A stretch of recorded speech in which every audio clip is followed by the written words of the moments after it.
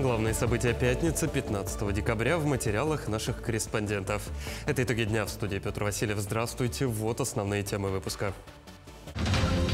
Порядка 1 миллиарда направят в Якутии на субсидирование внутренних авиаперевозок в следующем году. 600 миллионов рублей из этой суммы предусмотрены на перевозки до Якутска и арктических райцентров.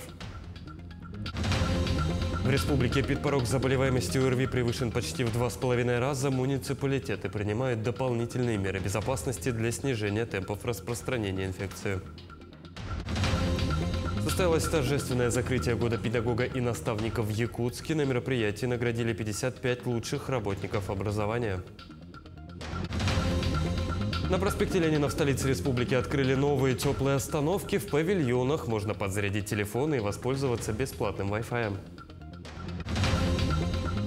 В Центре спортивной подготовки «Триумф» проходит традиционный бал чемпионов, на котором выявят 10 лучших спортсменов 2023 года.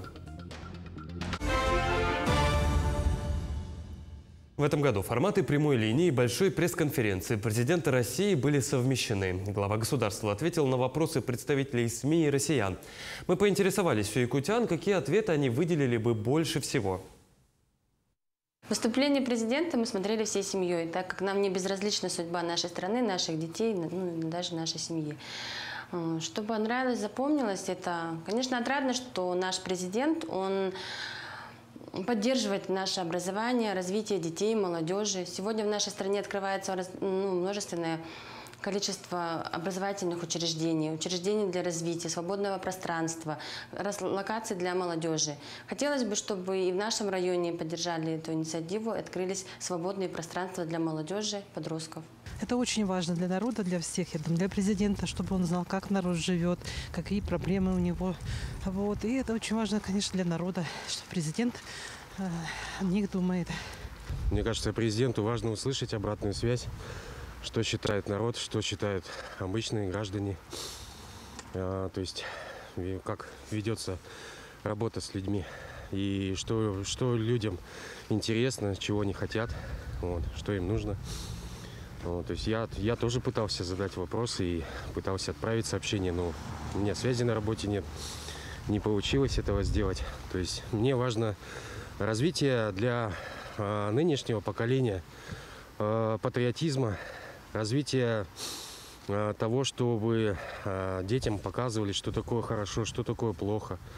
Прививали именно патриотизм и развивали это в наших детях, помимо спорта, помимо здорового образа жизни, чтобы это все было. То есть у меня был вопрос на это поставлен. Но очень важен и нужен, чтобы разъяснить ситуацию, что происходит у нас в России. Очень даже приветствую этот формат. В следующем году субсидированные внутрирегиональные и внутрирайонные авиаперевозки в Якутии ожидаются на уровне порядка 1 миллиарда рублей. Об этом сообщил председатель Госсобрания ЛТУМЭН Алексей Еремеев. Практически 1 миллиард рублей из собственного бюджета на 2024 год предусмотрели на субсидирование внутриреспубликанских и внутриулусных авиаперевозок. Если быть точнее, более 600 миллионов рублей на перевозки до Якутска и улусных центров Арктики, более 300 на внутриулусные перевозки. В Якутске открылись теплые остановки на проспекте Ленина. Это кинотеатр «Лена», центральная площадь Дружбы. Помимо теплых установленных 9 автобусных остановок открытого типа. Напомню, что установка теплых автобусных остановок проведена в рамках капитального ремонта проспекта Ленина, который реализован по национальному проекту «Безопасные и качественные дороги». С подробностями Даяна Федорова. Теплые остановки, выполненные из стекла, имеют 2 инфракрасных обогревателя и тепловую завесу. Внутри них установлено энергосберегающее освещение, электронный модуль с маршрутами, картой города, Wi-Fi роутером и USB-портом для подзарядки смартфона. Цифровой экран будет запущен на днях после установки цифрового обеспечения. Согласно техническому заданию, температурный режим внутри остановки должен составлять не менее плюс 10 градусов, вне зависимости от наружной температуры воздуха. Эти остановки были привозные, но в ходе монтажа была проведена еще дополнительная работа по их утеплению, модернизации, для наших условий, потому что они делались где-то порядка до минус 30 градусов.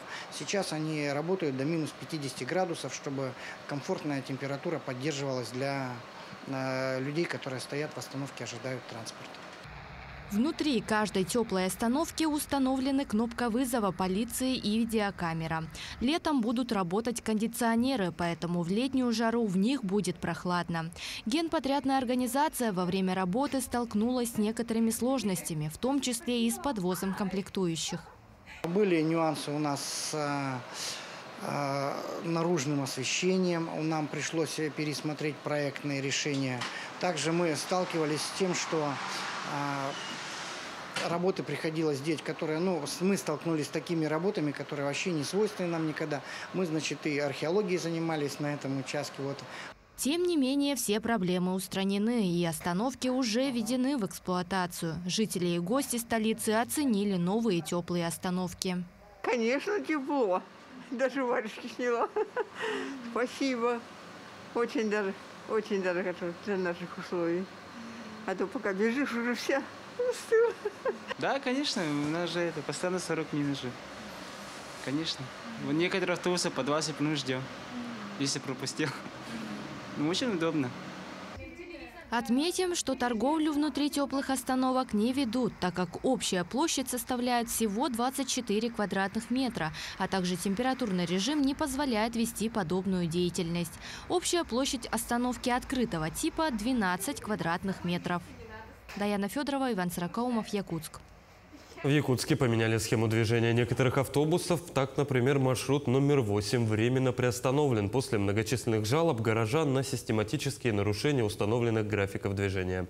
Улицы, по которым ранее осуществлял движение городской маршрут номер 8, обеспечиваются действующими городскими и пригородными маршрутами. В район речного порта запускается городской маршрут номер 1, который будет усилен новыми автобусами большого класса. Новая конечная маршрута будет располагаться в речном порту. Транспортное обслуживание по прежнему маршруту. Автобуса номер 1 по улице 50 лет Советской армии обеспечивается 5 маршрутами. Номер 6, номер 15, 19, 35 и 111. В районе паромной переправы, куда ранее ходил первый маршрут, ездят автобусы номер 1, 11 и 19. Создавать лучшие условия для комфортной жизни якутян. Именно так реализуется социальная политика Алроса. За счет якутской алмазной компании по всему региону строятся дороги, мосты, жилые дома, объекты образования, культуры и спорта. Как это происходит, расскажем в сюжете.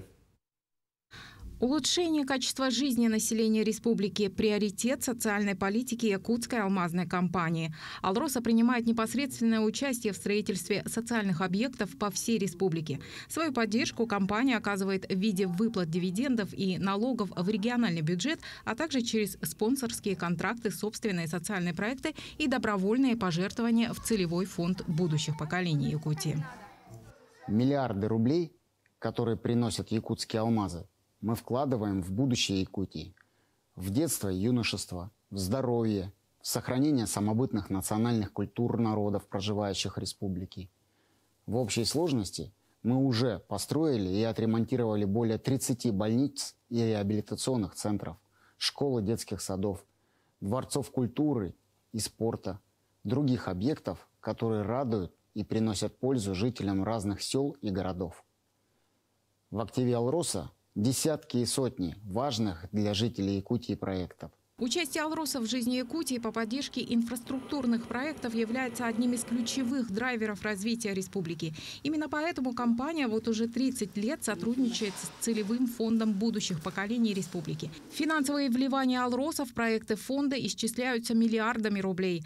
На эти средства в 30 улусах республики были построены и отремонтированы школы, детские сады, спортивные и культурные объекты, больницы, реабилитационные центры и жилые дома. С 2011 года акционерная компания «Алроса» оказала финансовую поддержку Якутии на сумму более 10 миллиардов рублей. Важность и необходимость постройки того или иного социального объекта определяет целевой фонд будущих поколений. Естественно, у них разработана программа во имя будущего, в рамках которой они двигаются, а мы помогаем этому всему реализовываться. В В числе крупных введенных объектов за счет «Алроса» дворец культуры и духовного развития в селе Намцы, культурный центр Тойон-Мирю в селе Барагонцы, республиканский реабилитационный центр в Якутске, больничный комплекс в поселке Батагай, многофункциональный комплекс в селе Майя, учебно-лабораторный корпус Малой академии наук Якутии и другие. Строится парк будущих поколений в Якутске. С компанией «Алроса» мы уже взаимодействуем давно. Такое на регулярной основе, получается, уже у нас было соглашение с 2011 по 2020 год на 10 лет. А сейчас мы работаем в рамках договора с 2021 года по 2025 год. Ну и, соответственно, ежегодно нам компания перечисляет определенную сумму. Ну и есть еще и сверх этого тоже сумма появляется в различных ситуациях. Вот, поэтому мы благодарим компанию «Алроса» вот за такое многолетнее сотрудничество и надеемся, что наше сотрудничество даст такие плоды в виде нашего устойчивого развития нашей республики. «Алроса» ежегодно реализует свыше 500 различных социальных проектов, и их финансирование достигает порядка 7 миллиардов рублей ежегодно. Эти средства направляются на строительство транспортной инфраструктуры, социальных объектов. Все эти проекты объединяют общая задача – это развитие в республике центров и точек притяжения, чтобы жизнь в Якутии становилась все более комфортной, чтобы дети связывали свое будущее с республикой. Туяр Гаритонова, Вероника Таюрская, Георгий Григорьев, Якутск. Ситуация с ростом цен на яйца и куриное мясо стала следствием сбоя в работе правительства. В ближайшее время она улучшится, заявил президент России Владимир Путин. По данным Росстата, цены на яйца в России с 5 по 11 декабря повысились на 4,6%. С начала года на 46,2%. Это самые высокие темпы роста на продовольственном рынке. Для стабилизации ценовой ситуации Минсельхоз предложил обнулить таможенные пошлины на импорт яиц с 1 января по 30 июня следующего года. Это позволит ввести более 1 миллиарда штук яиц. Что произошло? Вот спрос увеличился, а объема производства нет. Первое. Второе. Вовремя не открыли импорт в должном объеме. Вот сейчас, кстати говоря, и из Турции предлагают поставки дополнительные. А у нас отлично развиваются экономические связи, отношения, в том числе в сфере сельского хозяйства. Из других стран, из Белоруссии предлагают. Минимум 2 недели назад вот эти разговоры с Министерством сельского хозяйства имели место быть. Обещают, что в ближайшее время ситуация будет исправлена. Тем временем Нерюнгринская птицефабрика расширяет производственные площади и наращивает объемы. Инвестплан поэтапного развития включил в себя обширный комплекс по реконструкции и модернизации объектов, обновление ремонт, цехов и технического перевооружения предприятия. Все подробности в материале Ирины Ждановой. Реализация инвестиционного плана рассчитана на 5 лет. В прошлом году был запущен цех воздушно-капельного охлаждения. В следующем году запланирован ремонт и замена оборудования в птицеводческих цехах, где содержатся куры-несушки и цыплята-бройлеры. Все это позволит увеличить объемы производства и улучшить качество выпускаемой продукции. Мы планируем закупить, и запасные части к этому оборудованию и, запустить еще один цех для цыплят-бройлера, для содержания цыплят-бройлеров в связи с тем, что у нас новый инкубационный цех, который увеличивает, соответственно, выпуск цыплят, объемы будут увеличиваться.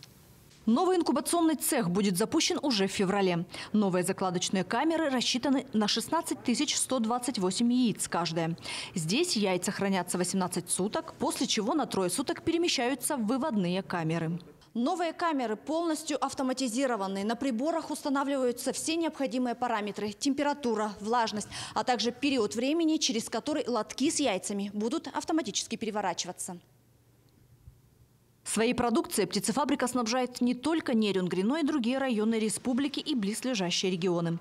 Ценовая политика предприятия отличается стабильностью. За последнее время цены увеличились не более чем на 10%. Я считаю, что здесь всегда свежая продукция. Может быть и заморозка, может быть и полузаморозка. Яйца, в принципе, цены такие же остались. Ценовая политика, мне кажется, одинаковая, как была раньше. Собственно, я довольна этой продукцией.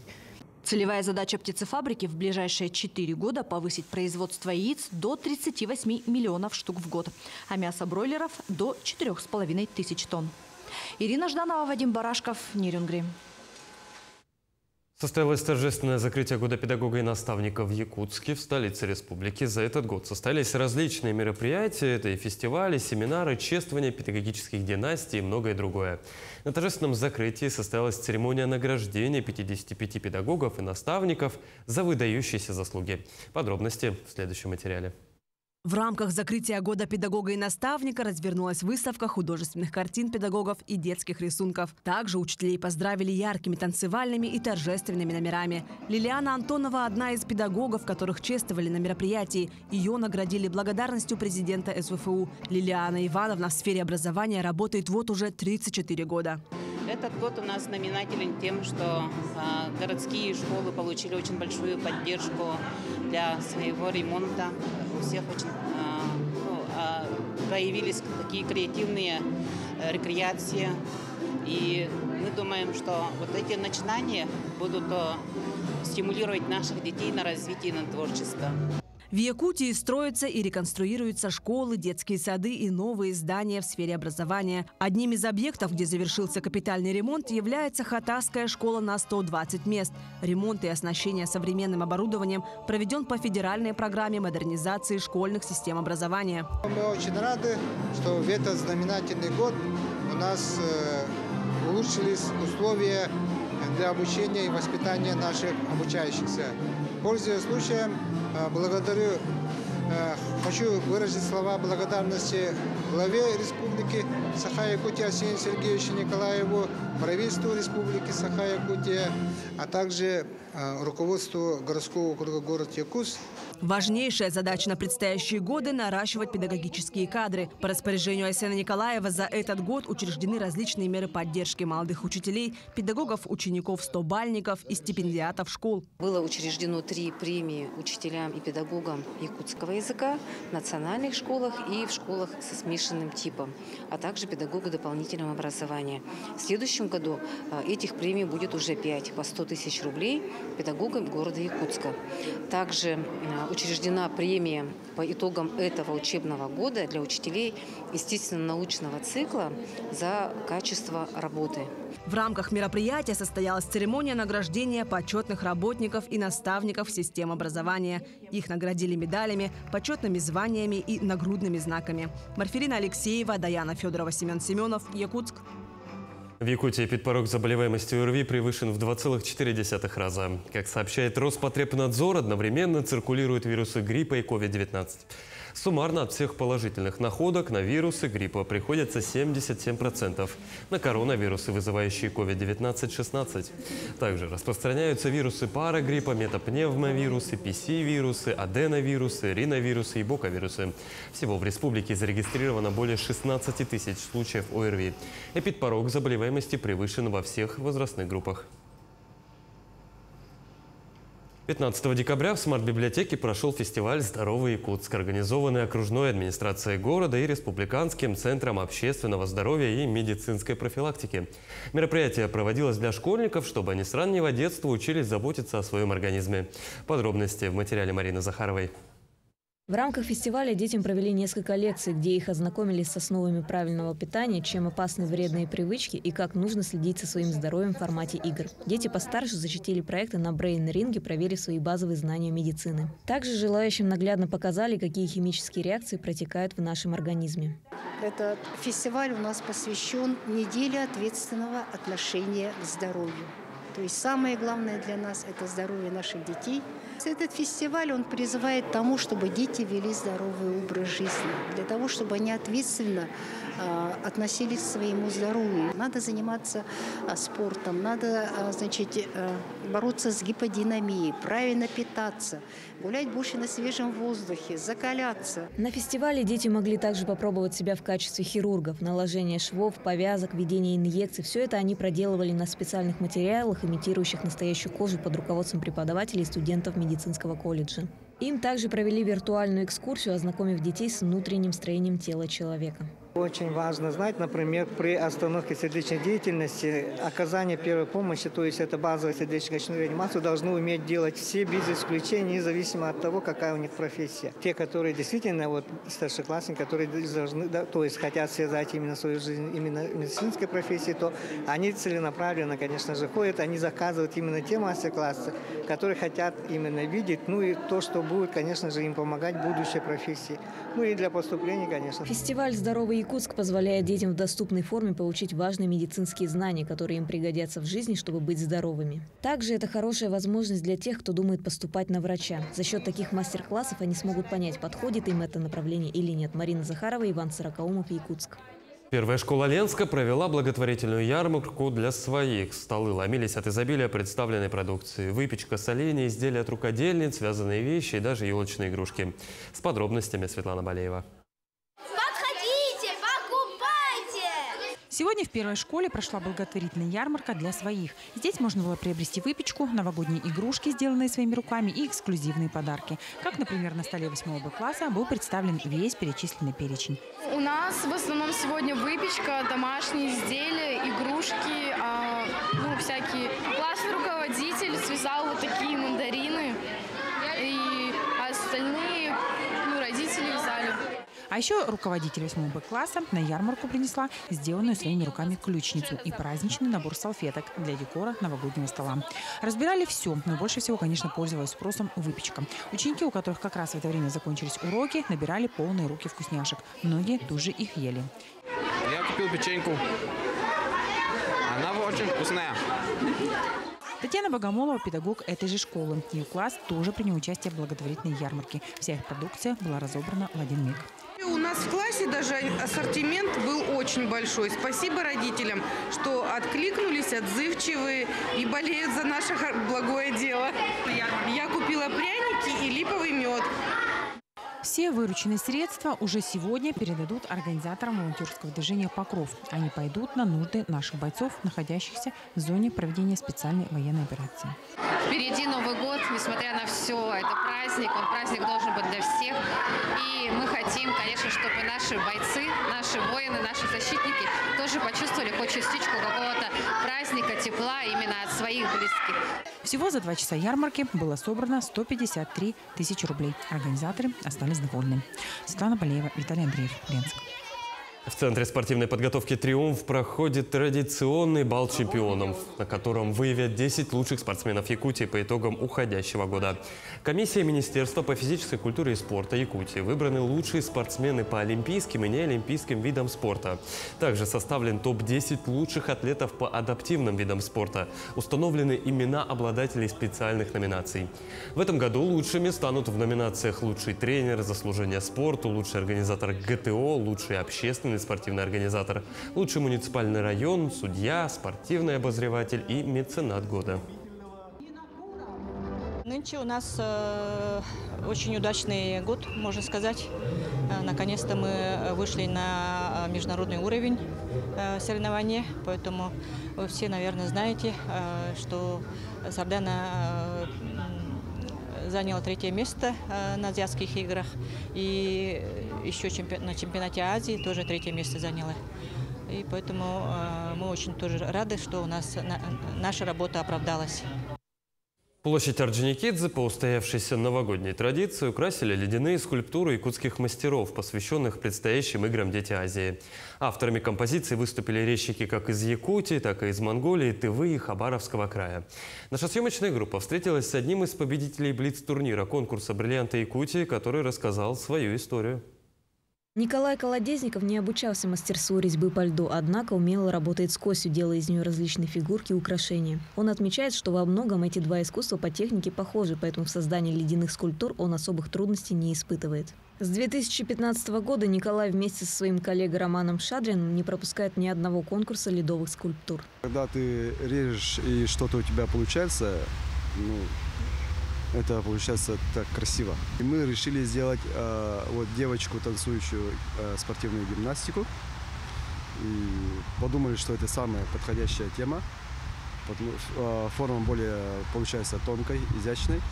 и еще по-технически сложнее. Своей работе мастера дали название «Сияние звезды». Несмотря на техническую сложность выполнения такой тонкой фигуры, затратили они лишь 8 часов, отметив, что за счет теплой погоды проводить резьбу по льду было гораздо легче. Результатом довольны не только сами авторы, но и жители города. Радостно смотреть, как они делают. Мастерство улучшается. Мы, например, каждый год вот приходим сюда на площадь и всегда смотрим. Труд, конечно, да, большой. Красиво. Люди ходят, смотрят, фотографируются, дети радуются, смотрят, да. Ну, в общем, хорошо. Уважение мастерам.